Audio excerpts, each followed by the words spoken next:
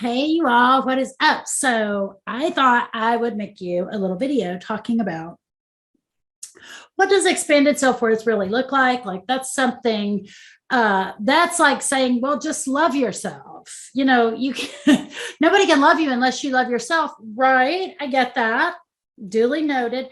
But how exactly does one go about that? Because I know how I love my children. I care for them. I feel bad when they don't feel well. I do things for them. I put my neck out on the line for them. I spend money that scares me to make sure it furthers them. So you understand, loving somebody else, and the reason I love them like that is because I see them as the most worthy individuals, right? So now you turn that mirror on yourself. So imagine this. This is a great way that I explain having a bigger sense of self-worth. Okay, so let's say that let's just use a mom, for example.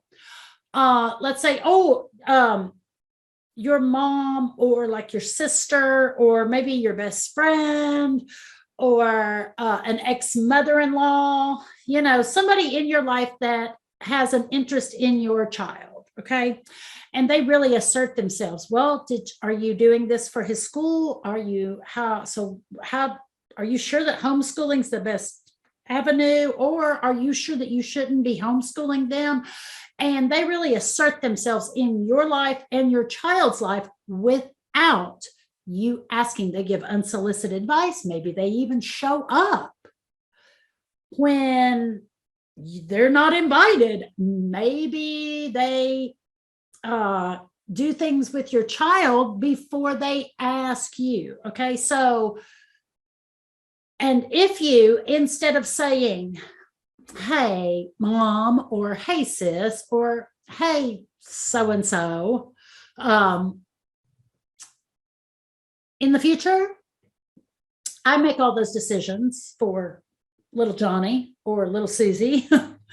And I am not interested in your opinion or anybody's opinion on my child except for me. And maybe their dad, not always that either. I'm speaking from my experience.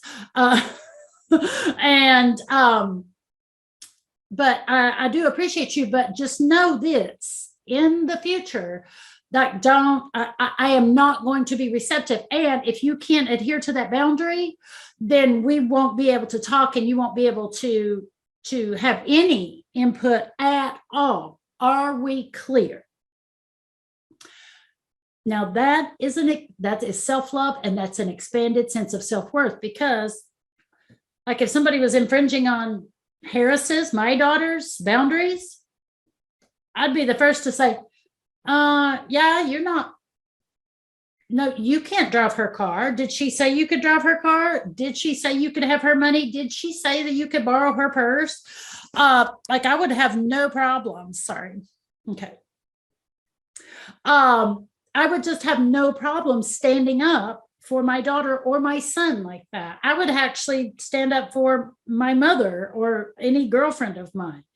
And so once I realized, oh, wait, I have to stand up for myself like that. Now, it doesn't say that I'm not scared shitless when I set a boundary.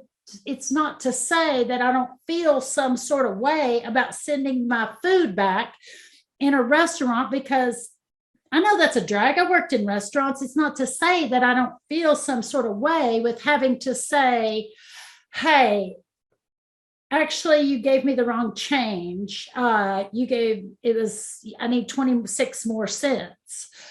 And it's not that I give a fuck about 26 more cents. It's that I have an expanded sense of self-worth now. I don't let shit go when it has to do with me, because I know that that's an energetic mind fuck. Okay. And that's what that is. That creates all this weird energy to where love, money, and all sorts of things cannot flow to you. So that is what an expanded sense of self-worth is. All right. If you have more to talk about with me, please hit reply on this email and let's chat. I would love to, and really go in depth about how that looks even more in your day-to-day life. All right. See you. Thanks.